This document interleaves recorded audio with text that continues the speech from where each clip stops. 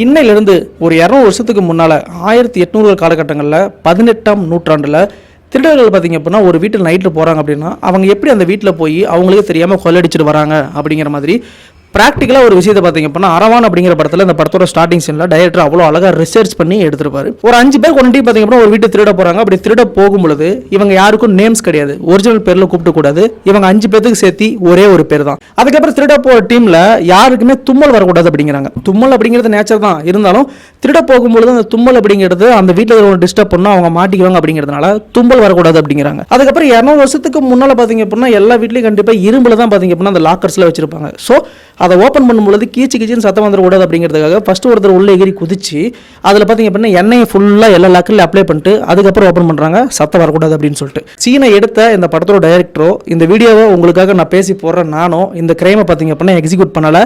இது ஜஸ்ட் ஒரு இன்ஃபர்மேஷன், அவ்வளோதான்.